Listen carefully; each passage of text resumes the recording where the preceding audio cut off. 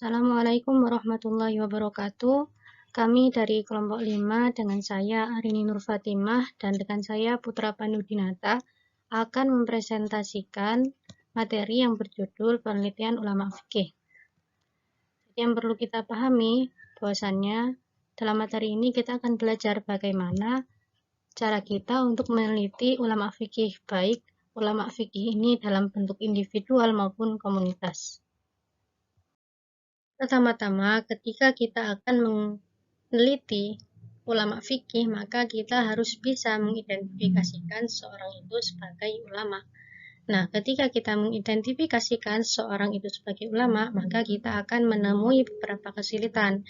Yang pertama, ulama itu merupakan gelar atau panggilan kehormatan yang diberikan oleh masyarakat kepada orang yang memiliki tingkat ilmu dan kesalahan tertentu.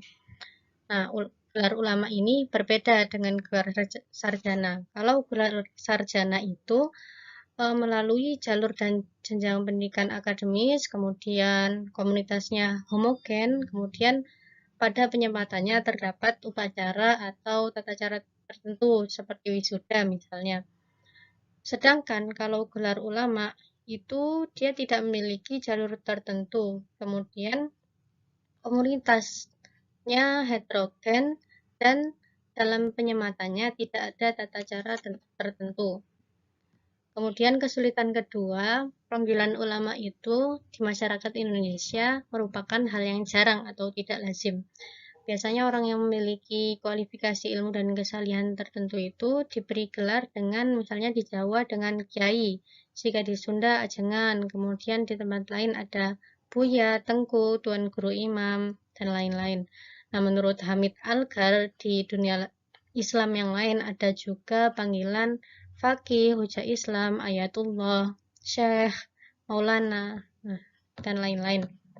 Kemudian kesulitan ketiga yang akan kita dapati adalah panggilan ulama atau gelar ini pemberinya itu bisa jadi orang yang mengenal secara pribadi dengan orang yang diberi itu, dan juga gelar ini diberikannya informal dan bertahap, dan terkadang juga orang yang diberikan gelar ulama ini merasa berat karena gelar ulama memiliki sifat yang menuntut pertanggungjawaban dalam kehidupan sehari-hari. Kemudian kesulitan keempat, biasanya orang yang diberi gelar kehormatan itu bukan semata-mata karena ilmu dan kesalihannya saja, tetapi juga kepemimpinannya di masyarakat itu telah teruji. Kemudian yang kelima, ulama itu merupakan pewaris para nabi yang tentunya mereka punya misi untuk mengaktualisasikan apa yang dikehendaki Allah dan Rasulullah dalam kehidupan manusia. Oleh karena itu, sering kita dapati bahwa ulama itu merupakan tempat bertanya yang jelas harus bisa minimal menjawab pertanyaan-pertanyaan masyarakat yang jadinya ulama itu ditampilkan sebagai sosok ideal dan mempunyai syarat-syarat yang berat. Kemudian kesulitan yang keenam, ini khusus dalam identifikasi ulama fikih terdapat kesulitan tersendiri karena lebih spesifik. Jadi, misal dalam kita mengidentifikasikan Abu Hanifah atau Imam Syafi'i, maka itu akan sangat mudah karena mereka sudah jelas-jelas imam madhab ulama seperti itu. Tapi ketika kita akan mengidentifikasikan Ghazali misal, Ibnu Rushdi, kita akan menemukan kesulitan. Misalnya Al-Ghazali, beliau dikenal sebagai pemikir di bidang tasawuf, tapi pandangannya di bidang fikih dan usul fikih itu juga dijadikan rujukan oleh para penulis usul fikih. Kemudian Ibnu Rushdi juga, beliau adalah seorang filsuf, namun juga menulis kitab fikih yang sangat populer. Itu. Terlepas dari beberapa kesulitan dalam mengidentifikasikan ulama, di sini Quraish Shihab merujuk pada surat Fatir ayat 28 dan surat Asy-Syu'ara ayat 197, beliau menyimpulkan bahwasannya yang dinamai ulama adalah orang-orang yang memiliki pengetahuan tentang ayat-ayat Allah, baik yang bersifat kauniyah maupun Qur'aniyah. Sementara itu juga di Al-Quran, pembahasan terkait ilmu dengan berbagai kata kunci itu terdapat dalam 854 ayat. Nah, dalam berbagai ayat Quran itu, ilmu dikaitkan dengan sikap istislam atau tunduk dan sikap khosyah atau takut kepada Allah. Kemudian Quraisy Shihab ini juga menyatakan bahwasannya di berbagai hadis beliau menggarisbawahi bahwasannya ilmu yang bermanfaat itu yang mengantarkan kepada pengetahuan tentang kebenaran Allah, takwa, khosyah, dan sebagainya. Jadi kesimpulannya menurut Quraisy Shihab, ulama adalah orang yang merasa takut kepada Allah apapun disiplin ilmu yang ditekuninya.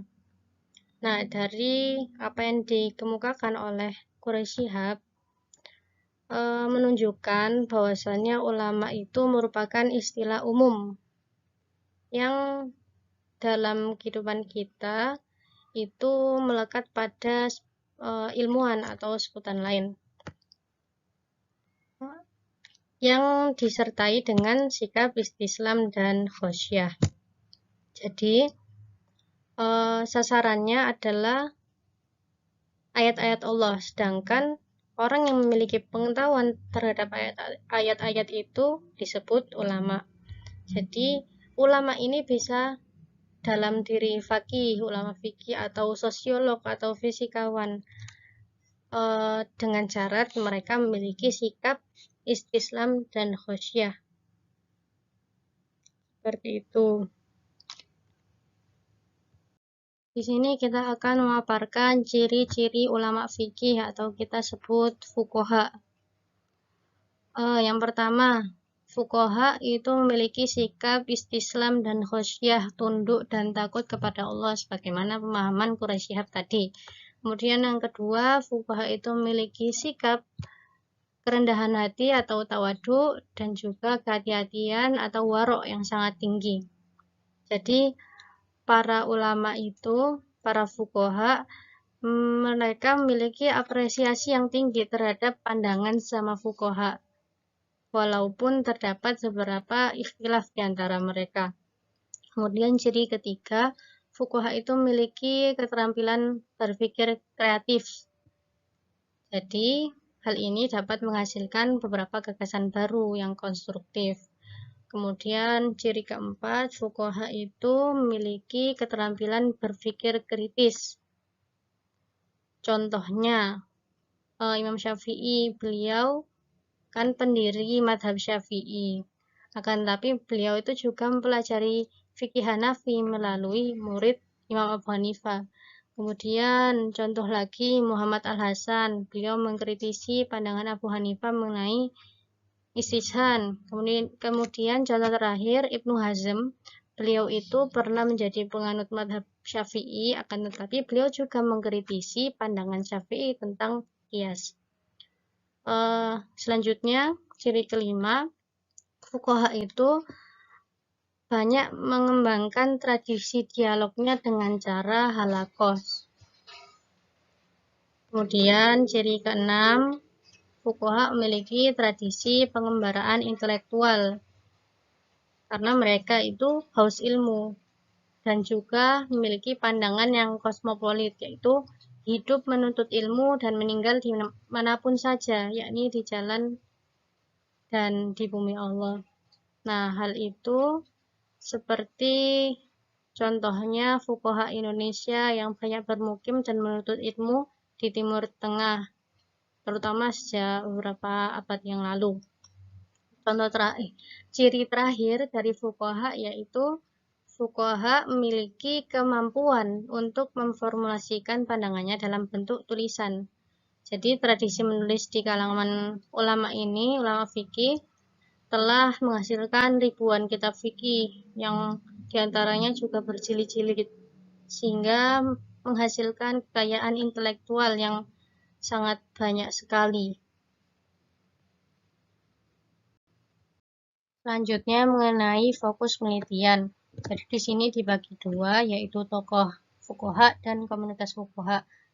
Jadi tokoh fuqaha itu kan bagian dari komunitas fuqaha, sedangkan komunitas fuqaha itu ya terdiri dari sejumlah fuqaha. Kenapa dibedakan? Karena fokus penelitiannya berbeda. Jadi yang pertama, fokus penelitian dari tokoh fuqaha itu ada 4, sama-sama 4 ya. Nah, yang tokoh fuqaha ini yang pertama, karakteristik individual fuqaha. Nah, itu tentang potensi dan pribadi latar belakang keluarga dari fuqaha tersebut dalam sistem sosial. Kemudian fokus yang kedua adalah perjalanan intelektual, yaitu tentang pengenalan dan kontribusinya dalam wacana intelektual. Fokus ketiga ada afiliasi komunitas, itu tentang keanggotaannya dalam komunitas mazhab fikih yang akhirnya dapat menunjukkan pada kita tentang sudut pandang dan metode ijtihad yang digunakan oleh fuqaha tersebut. Kemudian fokus terakhir yang keempat adalah wacana intelektual, itu tentang aktualisasi dan artikulasi daya intelektual sebagaimana yang tampak dalam produk pemikirannya, baik yang dituangkan dalam bentuk lisan maupun tulisan. Selanjutnya, fokus penelitian dari komunitas fuqaha. Jadi komunitas fuqaha ini kan merupakan kesatuan yang diikat dari kesamaan keahlian maupun sudut pandang. Nah, fokus penelitian yang pertama adalah basis komunitas. Itu tentang dasar pengikat komunitas fuqaha tersebut. Nah, dalam hal ini sudut pandang yang dijadikan rujukan bersama. Kemudian fokus kedua, jaringan komunikasi berkenaan dengan pola komunikasi di kalangan anggota komunitas tersebut. Kemudian fokus yang ketiga ya, yaitu tradisi intelektual. Itu tentang sosialisasi fikih dan transmisi fikih dalam komunitas tersebut. Kemudian fokus yang terakhir, yang keempat, tentang komunitas fuqaha, itu mata rantai intelektual. Mata rantai intelektual ini tentang jaringan intelektual, sebagaimana dalam produk intelektual yang dilakukan secara terus-menerus, sehingga dapat memperkuat basis komunitas fuqaha tersebut. Terkait tujuan penelitian fuqaha, apa tujuannya? Maka ada tujuan umum, yaitu untuk memahami, mendeskripsikan, dan menjelaskan fuqaha dalam konteks sistem sosial. Kemudian setelah tujuan penelitian fuqaha tercapai, maka apa kegunaannya? Nah, kegunaannya di sini terdapat yang pertama, hasil dari penelitian dapat digunakan untuk mengembangkan pengetahuan ilmiah tentang fuqaha dalam konteks sosial. Kemudian kegunaan kedua ada hasil penelitian ini berguna bagi pemenuhan kebutuhan manusia, khususnya dalam aspek penataan kehidupan kolektif. Nah, diantaranya untuk mengapresiasi tokoh dan komunitas fuqaha yang telah memberikan kontribusi terhadap wacana fikih dan penataan hidup manusia, khususnya bagi para masyarakat muslim. Kemudian berguna juga untuk meningkatkan apresiasi terhadap tokoh fuqaha dan juga meneladani pengembangan keterampilan berpikir kreatif dan kritis sehingga kegiatan ijtihad itu tetap berlangsung. Selanjutnya ada juga kegunaannya untuk meningkatkan apresiasi dan meneladani dalam pengembangan wacana intelektual sebagaimana tampak dalam berbagai kitab fikih, dan juga meneladani pengembangan jaringan komunikasi dan mata rantai intelektual mereka meskipun memerlukan modifikasi dalam konteks masa kini dan masa yang akan datang. Oke, bismillahirrahmanirrahim. Assalamualaikum warahmatullahi wabarakatuh. Thank you very much for the time. In this occasion, I would like to explain about our material about model penelitian fikih. Ya, jadi saya melanjutkan dari penjelasan yang dilakukan oleh Mbak Arini terkait materi-materi yang ada di bagian model penelitian fikih. Di sini saya akan menjelaskan berkaitan dengan literatur review and framework atau tinjauan pustaka dan kerangka berpikir, kemudian terkait komponen-komponen yang banyak sekali akan saya jelaskan di sini berkaitan dengan model penelitian fikih. Yang pertama yakni mengenai tinjauan pustaka dan juga kerangka berpikir. Mengenai tinjauan pustaka sendiri, kita perlu memahami apa sih tinjauan pustaka itu, karena sebelum kita paham terkait apa yang saya jelaskan, kita perlu memahami dasar dari tinjauan pustaka. Nah, tinjauan pustaka itu menurut para ahli itu diidentifikasikan sebagai sebuah kegiatan untuk mencari, membaca, dan menelaah terkait laporan penelitian dan juga bahan-bahan pustaka yang berkaitan dengan penelitian yang akan kita lakukan. Jadi di sini kita mencari, membaca, dan menelaah terkait penelitian dan juga bahan-bahan pustaka yang akan digunakan dan juga berkaitan dengan penelitian yang akan dilakukan. Nah, di sini terkait tinjauan pustaka di model penelitian fikih itu dari buku bacaan saya gambarkan 2 poin besar, yakni penelitian terhadap pribadi fuqaha dan juga penelitian terhadap komunitas fuqaha. Jadi di dalam model penelitian ini tokoh dan komunitas ini bisa kita tarik ya menjadi sebuah cakupan yang lebih umum, yakni terkait individu dan masyarakat. Nah, individu sendiri merupakan unsur utama dari masyarakat, dan masyarakat sebagai kumpulan dari para individu yang saling berinteraksi secara terus-menerus dengan ikatan tertentu. Nah, ikatan yang berupa kesamaan berupa secara sosial itu dan juga nilai-nilai yang diteguh. Nah, dari itu juga nanti akan muncul aturan atau human society yang mana itu muncul dari keragaman yang mengikat dari satu sama lain. Nah, di dalam kerangka berpikir ini atau di dalam tinjauan pustaka ini, kedudukan dan posisi sosial yang diperoleh oleh para fuqaha dan ulama itu dicapai dari prestasi-prestasi individual mereka. Ada yang mereka memperoleh posisi puncaknya itu melekat pada tokoh atau gelar kehormatan, namun juga kedudukan dari yang diperoleh ini bisa juga dikarenakan warisan yang didukung oleh pengakuan dari masyarakat. Nah, contohnya sendiri kayak seperti di Iran itu banyak orang-orang Syiah yang mana di sana itu dalam tatanan masyarakatnya itu fuqaha berkedudukan sangat tinggi di dalam tatanan masyarakat mereka. Nah, sedangkan di kelompok komunitas Sunni, kedudukan fuqaha itu lebih didasarkan kepada karakteristik individual tanpa adanya kedudukan resmi seperti yang ada di negeri Iran atau biasa kita sebut sebagai informal leader. Nah, dari komunitas ini itu menunjukkan bahwa mobilitas secara vertikal atau dari atas ke bawah itu dalam satuan masyarakat merujuk kepada nilai-nilai yang disepakati oleh para individu ini. Nah, karena tokoh-tokoh ini mempunyai kedudukan yang tinggi dan memiliki posisi yang sentral, mereka berpengaruh pada masyarakat. Mereka bisa menggerakkan atau memobilisasi massa sehingga mereka bisa melakukan segala sesuatu gerakan yang untuk mencapai cita-cita bersama. Nah, di dalam penelitian, tokoh ini sebagai sosok individu yang memiliki daya gerak atau biasanya disebut dengan inner dynamic ya, sehingga mereka bisa mempengaruhi masyarakat. Nah, di dalam ini penelitian ya kemudian disusun dalam penulisan berkaitan dengan individu ataupun tokoh dari komunitas masyarakat. Nah,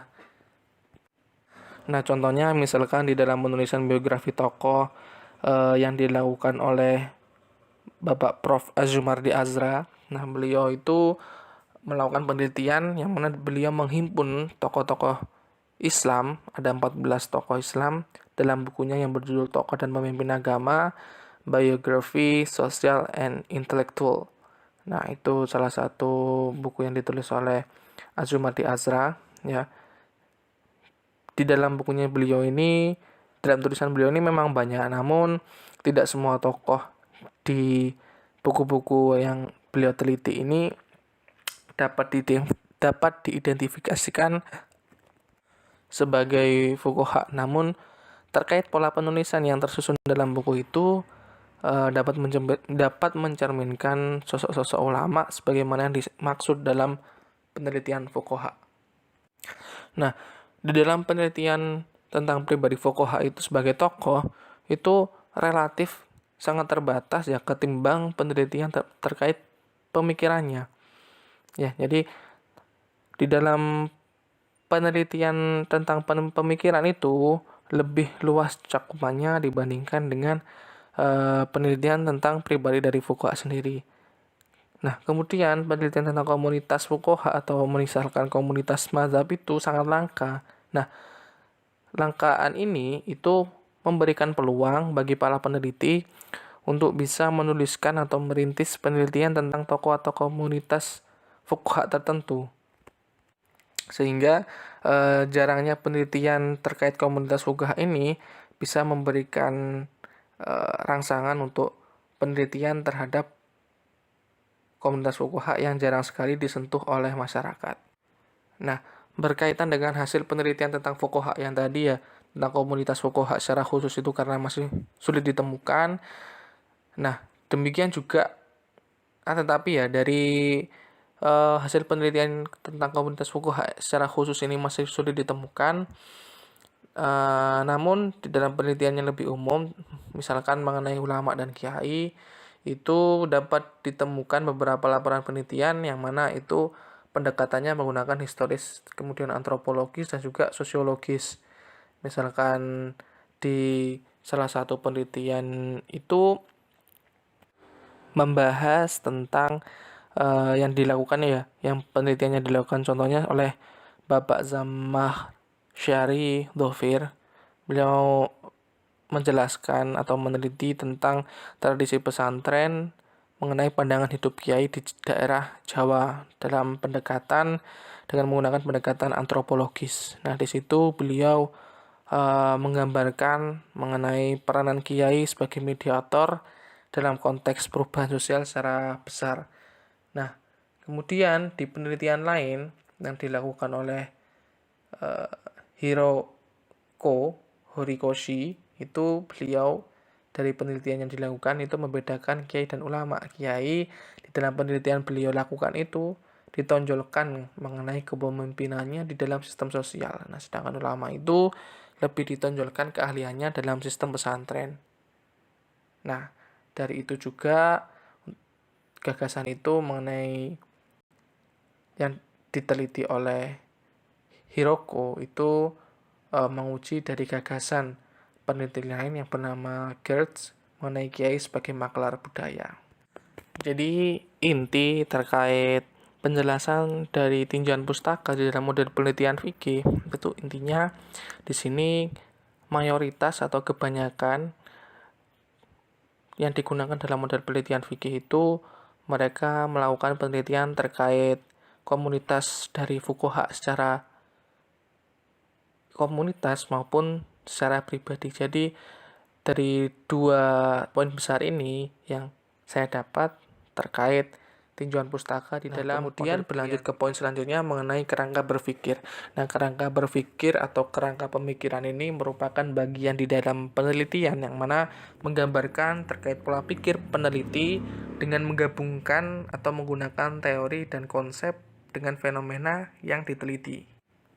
Kerangka berpikir ini menggambarkan terkait urutan penyelesaian masalah atau cara-cara dalam menemukan jawaban di dalam penelitian.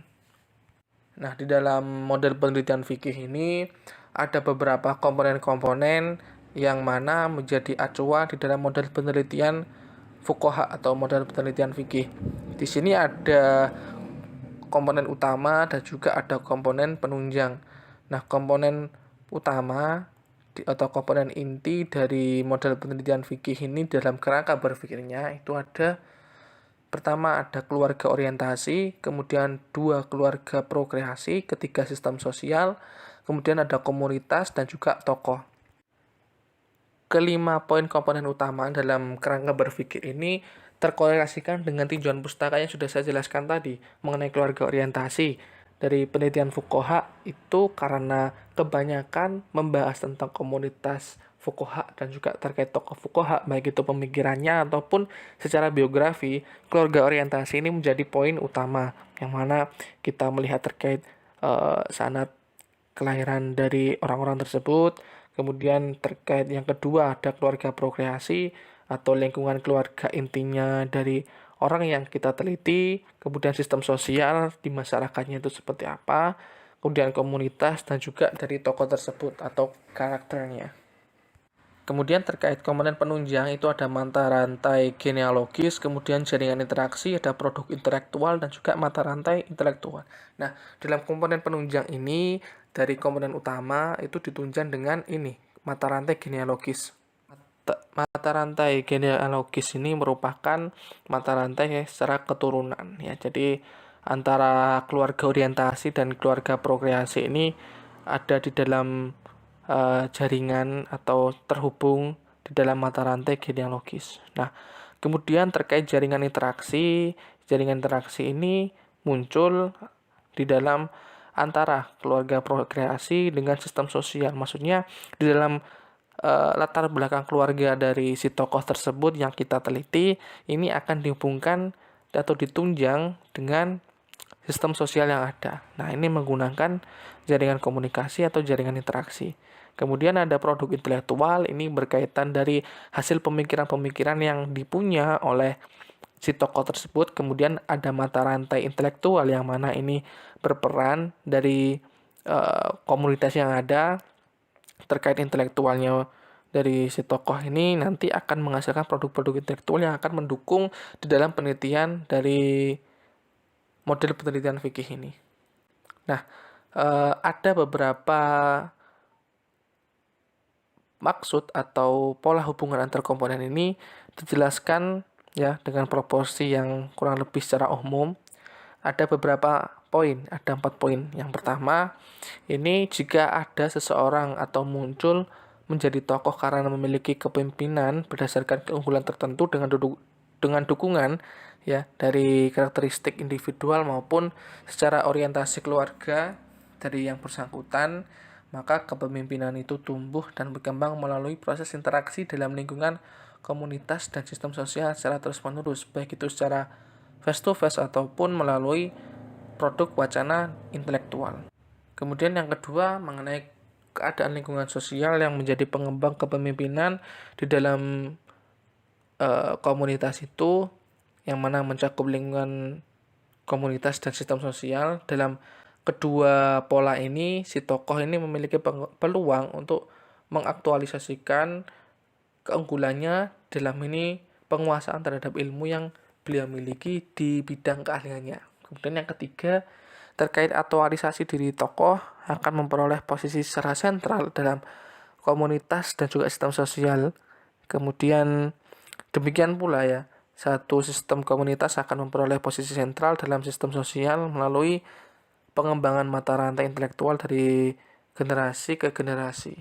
Kemudian di poin yang keempat, itu sejumlah tokoh yang memiliki karakteristik serupa itu akan terbentuk di dalam suatu kelompok yang mana itu setara, yang mana bisa dianggap sebagai sebuah komunitas yang mana di dalamnya itu ada komunikasi, jalinan komunikasi dan mata rantai yang spesifik di pihak komunitas itu semakin besar dan berkelanjutan sehingga muncul tokoh-tokoh generasi berikutnya yang mana itu akan memunculkan tokoh baru yang menjadi anggota komunitas dari komunitas ini.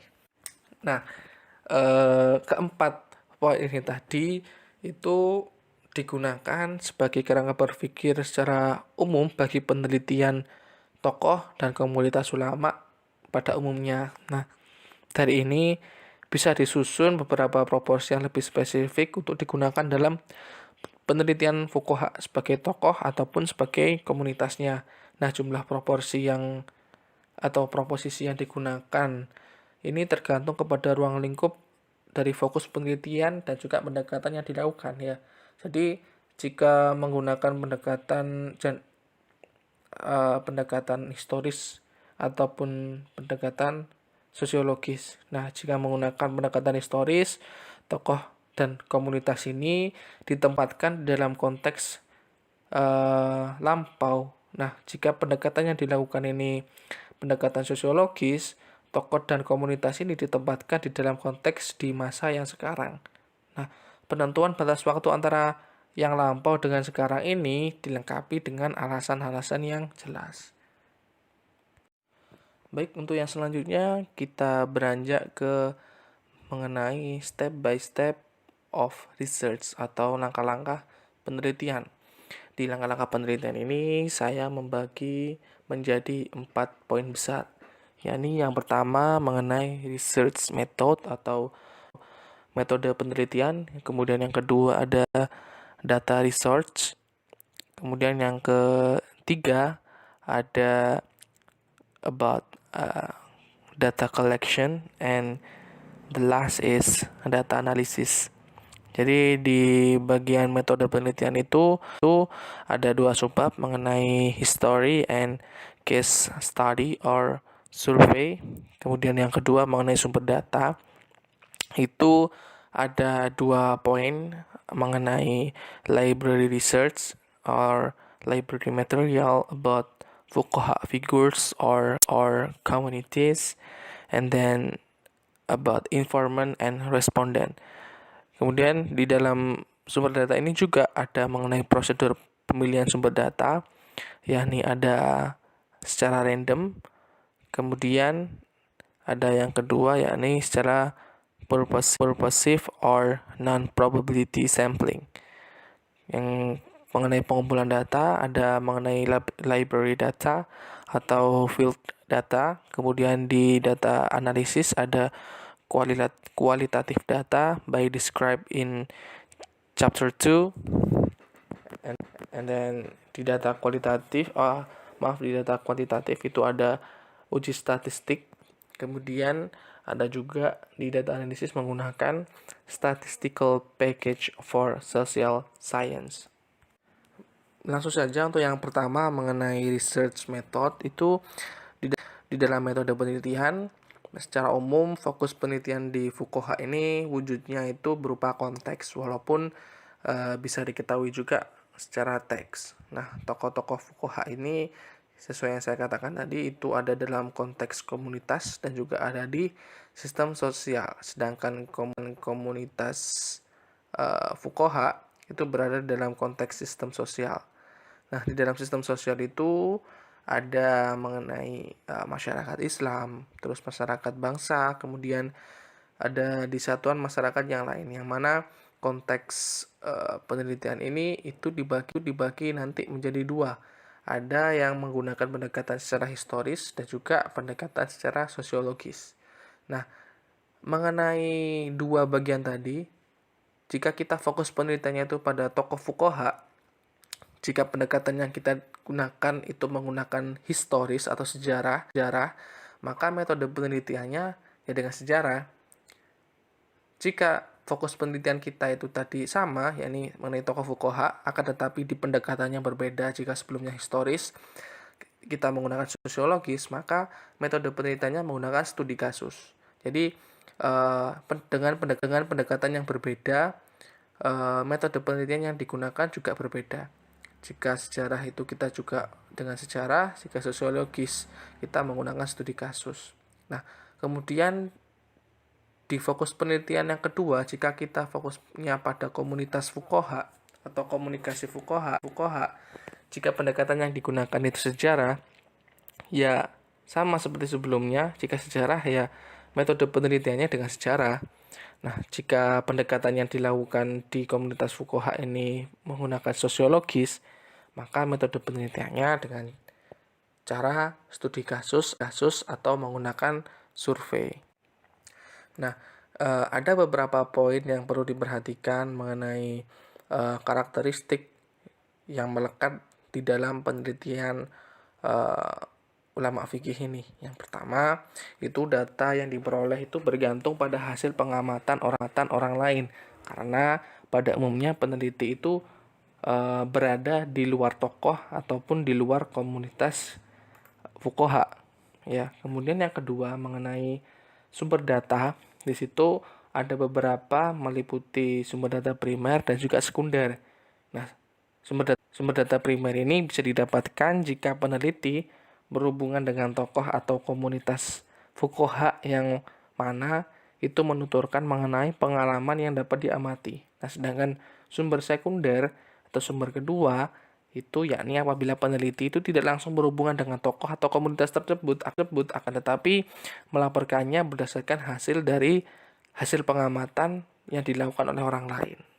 Kemudian yang di poin ketiga mengenai karakteristik yang melekat di dalam penelitian ini, yakni terhadap data yang ada itu dilakukan kritik secara internal dan juga eksternal. Nah, kritik secara internal itu dilakukan dengan secara melakukan otentisitas terhadap sumber.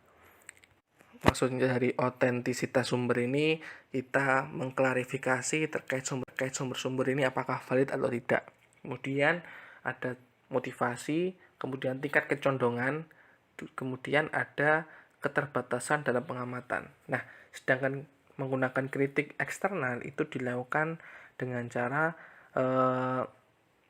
melakukan relevansi dan akurasi sumber terutama terhadap struktur dan pola budaya yang meliputi dari tokoh atau komunitas tersebut. Kemudian yang keempat, itu di dalam penelitian sejarah itu biasanya ada namanya tinjauan pustaka, kemudian pendekatannya digunakan, kemudian model penelitian dan temuan yang diperoleh, dengan kata lain menggunakan penelitian sebelumnya, seperti itu. Kemudian di poin selanjutnya, di saat tokoh ataupun komunitas fuqaha itu kita identifikasikan sebagai gejala secara sosiologis, maka yang digunakan metodenya adalah menggunakan metode penelitian kasus. Nah, metode penelitian kasus ini memiliki beberapa ciri. Yang pertama itu satuan analisis dipandang sebagai suatu kesatuan yang utuh dan juga terintegrasi. Maksudnya di sini itu unsur-unsur yang ada di dalam penelitian secara sosiologis ini kesemuanya saling terhubung satu sama lain. Salah satu contoh yang bisa dilihat ini di dalam buku yang dikirim oleh Bapak Dirman yang ditulis oleh C. Hasan Basri. Itu kan di situ dijelaskan mengenai tokoh fuqaha. Di situ fokus penelitian model tokoh fuqaha itu seperti apa, misalkan terkait wacana intelektual, karakter individual, perjalanan intelektual, afiliasi komunitasnya bagaimana, kemudian jika secara komunikasi fuqaha basis komunikasinya gimana, terus mata rantai intelektualnya gimana, jaringannya, terus tradisi intelektualnya kayak gimana. Nah, kesemuanya ini saling terintegrasi dan juga secara utuh kesemuanya ini saling melengkapi, seperti yang di awal tadi mengenai tinjauan pustaka. Kemudian yang kedua, dalam studi kasus itu diarahkan untuk menemukan spesifikasi atau keunikan suatu analisis, yakni keunikan terhadap si tokoh atau komunitas fuqaha yang diteliti. Jadi ciri-cirinya seperti itu. Kemudian yang ketiga itu ada data yang diperlukan atau yang dikumpulkan atau dijadikan satu dengan wawancara secara mendalam dan juga secara pengamatan. Kemudian di dalam kasus penelitian fuqaha itu dapat menggunakan metode penelitian survei yang ada saya jelaskan tadi. Maksudnya di sini ini metode yang digunakan dalam penelitian sosiologis. Nah, cirinya itu seperti digunakan dalam penelitian kuantitatif ya, yakni menggunakan uji statistik atau menggunakan statistik deskriptif.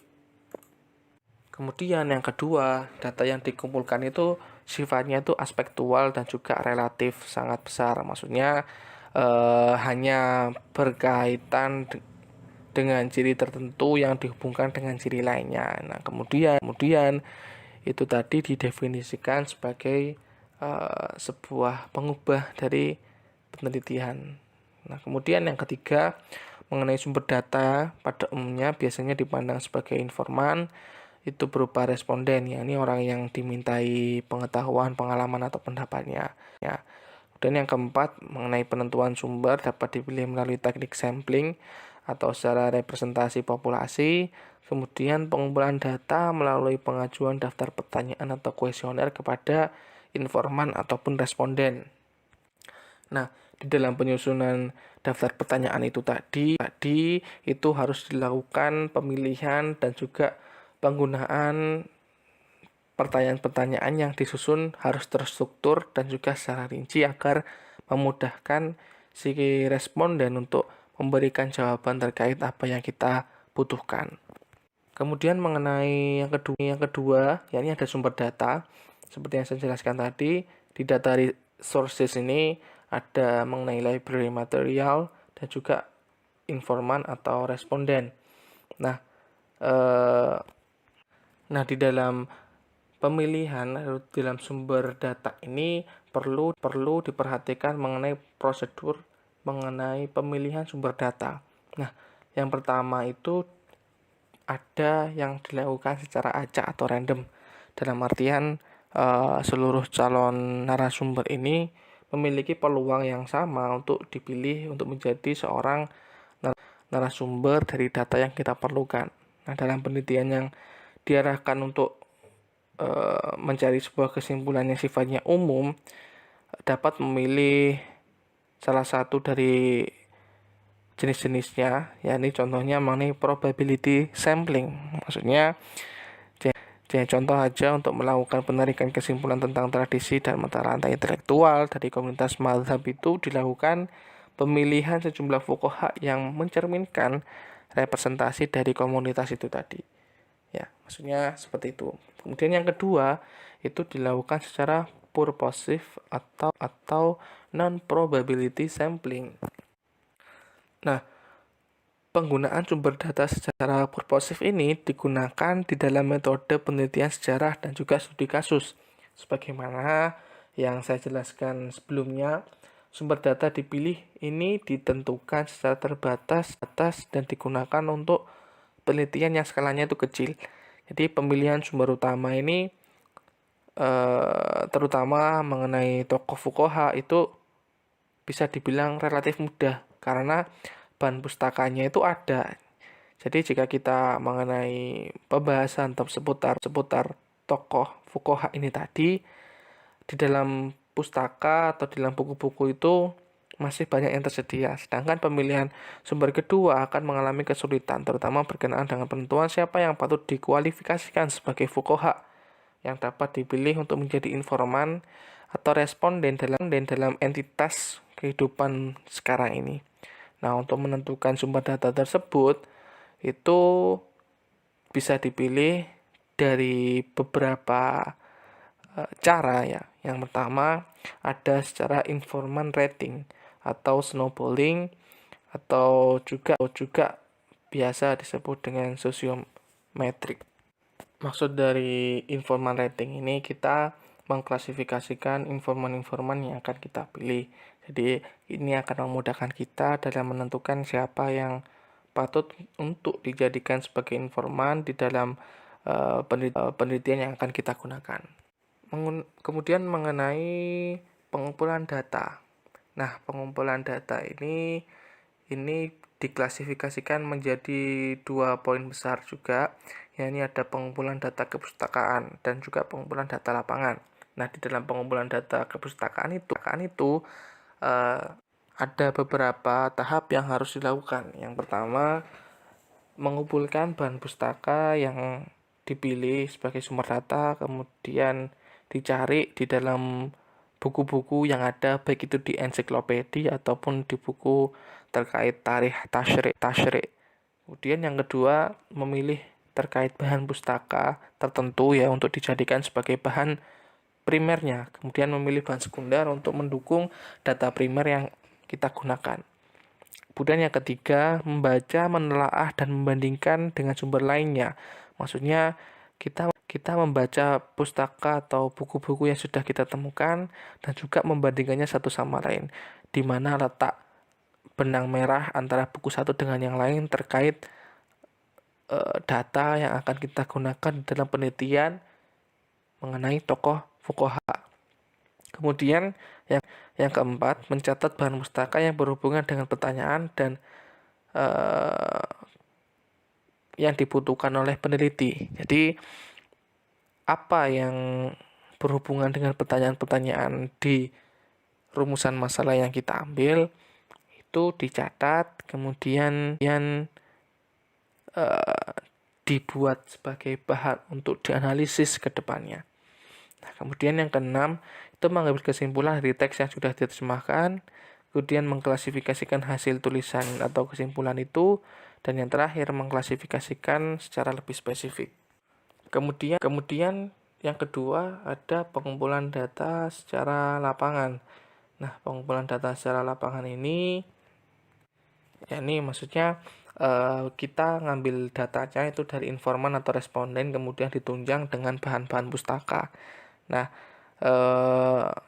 ini cara-caranya di dalam pengumpulan data lapangan itu ada beberapa tahap yang perlu diperhatikan dan dilakukan. Yang pertama, yakni menyusun instrumen pengumpul data yang mana itu yang isinya pertanyaan-pertanyaan yang sifatnya umum yang akan kita ajukan. Kemudian yang kedua, menghubungi informan atau responden untuk menentukan mengenai kesediaan wawancara serta menentukan tempat. Kemudian yang ketiga, mengumpulkan data dengan cara wawancara atau melakukan kuesioner. Kemudian mencatat isi wawancara, melakukan pengecekan terhadap hasil wawancara. Kemudian menyaring hasil dari wawancara, dan nomor 7, menyimpulkan isi dari catatan-catatan yang sudah kita lakukan. Kemudian dari kesimpulan itu melakukan konfirmasi kepada informan atau responden apakah data yang dimiliki itu sudah benar. Kemudian mengklasifikasikan data berdasarkan unsur atau pertanyaan yang diteliti. Jadi diklasifikasikan sesuai dengan kebutuhan. Dan yang terakhir itu menspesifikasikan hasil dari penelitiannya. Nah, kemudian di langkah yang terakhir yakni melakukan analisis data. Nah, analisis data yang ada di model penelitian fikih ini itu saya temukan beberapa poin yang menjadi perhatian. Yang pertama, analisis data secara kualitatif, kemudian kuantitatif, dan yang terakhir dengan SPSS. Secara umum, analisis data ini dilakukan dengan cara melibatkan tahapan-tahapan dari penelitian yang sudah dilakukan sebelumnya. Ya, secara umum dilakukan dengan menghubungkan itu tadi guna memahami dan menjelaskan data yang terkumpul dan juga menjawab pertanyaan yang menjadi fokus di dalam kerangka berpikir. Nah, kemudian terkait analisis data ini tadi di dalam penelitian model fikih ini itu ada analisis data kualitatif yang mana itu dijelaskan di bab 2. Kemudian ada analisis data kuantitatif yang dilakukan dengan melakukan uji statistik sesuai dengan tingkat akurasi.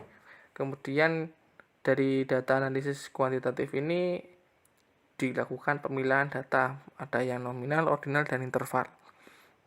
Kemudian menghubungkan antar pilihan data yang dilakukan itu tadi. Nah, di masa yang modern sekarang ini ada yang namanya model atau analisis data yang dirancang melalui program komputasi atau yang biasanya disebut dengan Statistical Package for Social Science atau SPSS. Perlu diketahui, SPSS ini merupakan program komputer yang digunakan biasanya untuk menganalisis data statistika. Nah, dengan adanya analisis data secara komputasi, ya, jika itu dilakukan penelitiannya itu dengan kuantitatif, ya penelitian yang dihasilkan itu nanti bisa lebih akurat, bisa lebih cepat, dan juga lebih tepat apa yang dianalisiskan datanya. Nah, mungkin untuk penjelasan dari kelompok kami cukup ini saja mengenai model penelitian fikih. Mohon maaf apabila dari penjelasan yang kami sebutkan tadi jika ada yang kurang dipahami, mohon dimaafkan. Setelah ini bisa diskusi, kita saling diskusi terkait materi model penelitian fikih ini. Cukup sekian dari kami. Mohon maaf apabila ada salah-salah kata dan perbuatan. Kami mohon maaf yang sebesar-besarnya. Wallahul muwaffiq ila aqwamit thoriq. Wassalamualaikum warahmatullahi wabarakatuh.